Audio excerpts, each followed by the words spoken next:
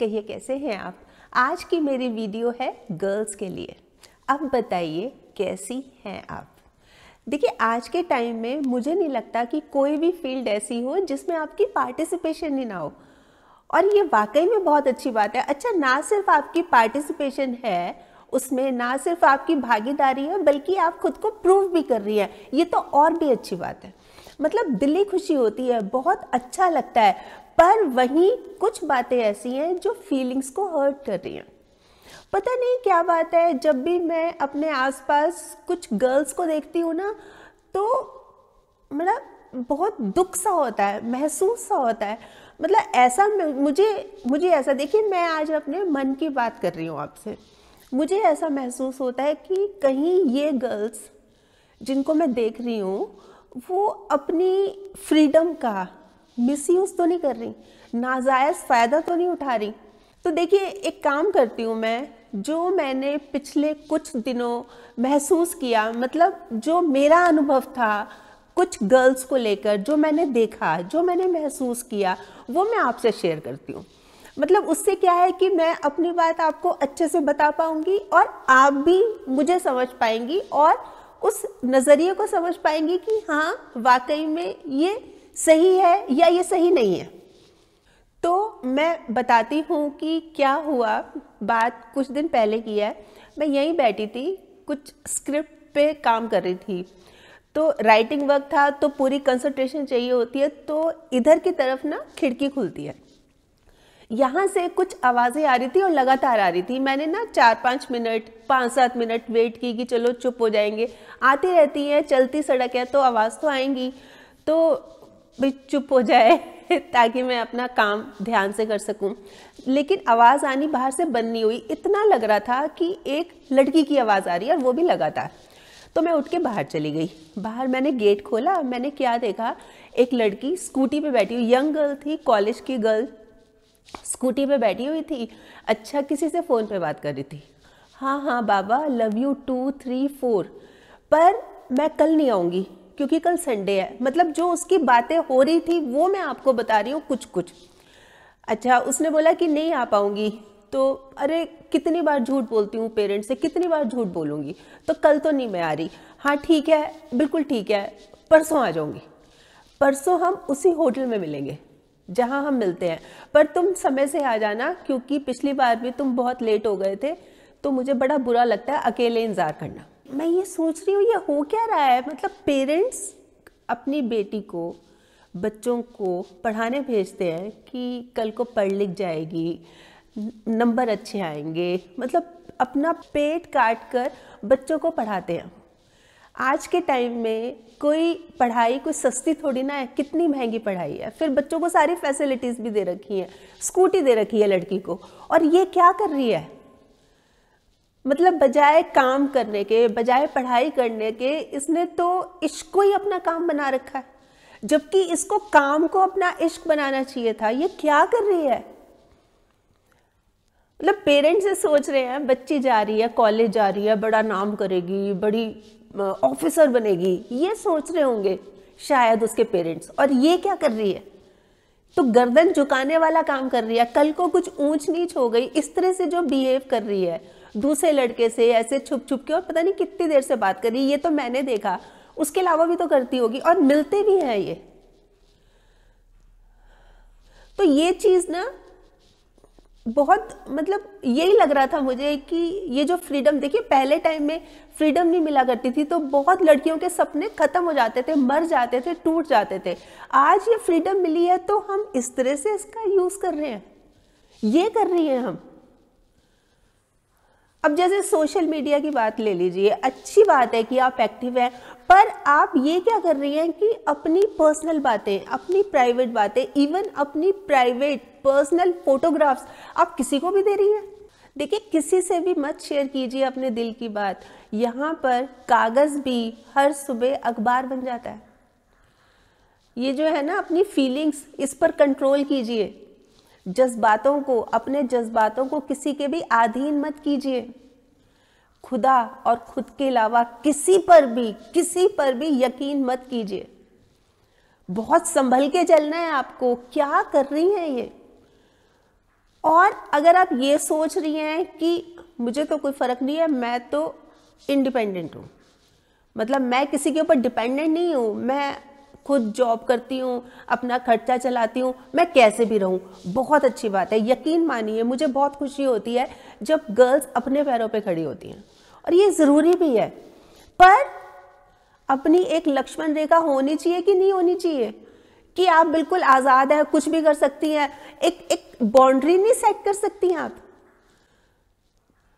आप ये कह रही हैं कि हम तो लेट नाइट पार्टीज में जाते हैं, आप जाइए, कोई प्रॉब्लम नहीं है, मतलब अपनी लाइफ एंजॉय कीजिए, आपकी लाइफ है, एंजॉय करने का पूरा हक है, पर अपनी बाउंड्रीज सेट नहीं होंगी ना, बहुत बड़ा खामियाजा भुगतना पड़ सकता है आपको, बहुत बड़ा। मान लीजिए आप ये कह रही हैं कि भाई हाँ ठीक है, हम तो पार्टीज में जाते हैं पर हम तो ड्रिंक नहीं करते, हम तो स्मोक नहीं करते, बाय चांस आपको कोई जबरदस्ती पिला दे, कोई धक्के से पिला दे, कोई झूठ बोल के पिला दे और आपका फायदा उठा ले, कुछ गलत हरकत कर ले, आपको ब्लैकमेल करना शुरू कर दे, क्या करेंगे फिर आप?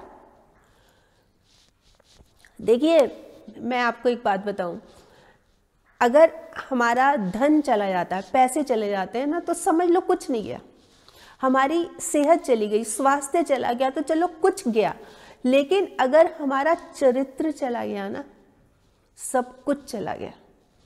तो इसकी रक्षा हमें खुद से भी बढ़कर करनी है।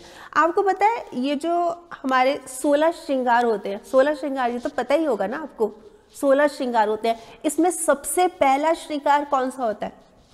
सबसे पहला श्रृंगार आत्मसम्मान का। अगर इसी की रक्षा नहीं कर सकी आप, अपनी सेल्फ रिस्पेक्ट ही नहीं कर सकी आप, कुछ नहीं कर पाएंगे। कोई भी आपको कुछ भी कर रहा है, किसी को आप ना नहीं कह पा रही, झुकी जा रही हैं और फिर आपका फायदा उठाया जा रहा है, मतलब पूरी जिंदगी नर्क बन जाएगी, नर्क बन जाएगी पूरी जिंदगी। ये तो आपको ही समझना होगा, आपको ही फूक फूक कर कदम बढ़ाना होगा। बहुत तरह की दुनिया है, आप सोच भी नहीं सकती, आप तो एकदम से विश्वास कर लेती हैं या भावनाओं में बह गई, एकदम से बातों में आ गई, हाँ ये कितना अच्छा है, ये तो दुनिया का सबसे अच्छा है, मेरे पेरेंट्स कितने गंदे हैं, ये कितना अच्छा है। बिल्कुल गलत, बिल्कुल गलत। पेरेंट्स का तो आप अंदाज़ा भी नहीं लगा सकते, वो आपका कितना ख्याल रखते हैं, वो आपको कितना प्यार करते हैं। उनसे तो कोई बात शेयर करनी नहीं है, मतलब ही नहीं, मतलब ही नहीं, उनसे छुपाना है, उनसे झूठ बोलना है। क्या हो रहा है ये? खुद को ना चांद जैसा मत बनाइए कि सब घूर घूर के देख रहे हैं, नजर भर के देख रहे हैं। अरे खुद को बनाइए सूरज जैसा, जो भी देखे ना नजरें चौंधे आ जाए, देख ना पाए आपको। ये खुद को जो तितली बना के फिरती रहती है ना, उड़ती फिरती तितली, ऐसे ऐसे बन के मटक के, इस तरह से मत बनाइए खुद को। खुद को बनाइए मधुमक्खी, कि आपके पंख भी हो, आपके पर भी हो, पर उसके साथ साथ आपके अंदर डंक भी हो। किसी की हिम्मत ना हो आपको हाथ लगाने की, किसी की हिम्मत ना हो आपसे कोई लूज टॉक कर जाए, कोई मिसबिहेव कर जाए, कोई बदतमीजी कर जाए आपकी परमिशन के बिना। इस तरह से बनाइए। देखिए एक मछली पूरे तालाब को गंदा कर देती है कि नहीं? एक अगर फल सड़ा हुआ है, खराब है, तो पूरी टोकरी के फलों को खराब कर देता है कि नहीं? बस ऐसे ही देखिए, मैं ये नहीं कह रही कि समाज की सारी लड़कियां ऐसी हैं, पर अगर 1% भी ऐसी लड़की है ना, 1% भी ऐसी गर्ल्स है ना, तो बहुत फर्क पड़ता है। जैसे कि मान लीजिए कि हमारे शहर में एक ऐसा इंसिडेंट हुआ कि एक लड़की कॉलेज में पढ़ती थी और अपने बॉयफ्रेंड के साथ भाग गई। ये चीज़ अखबार में आ गई। सिर्फ एक लड़की ने ऐसा किया, पूरे शहर की सिर्फ एक लड़की ने। तो पेरेंट्स के मन में क्या आएगा?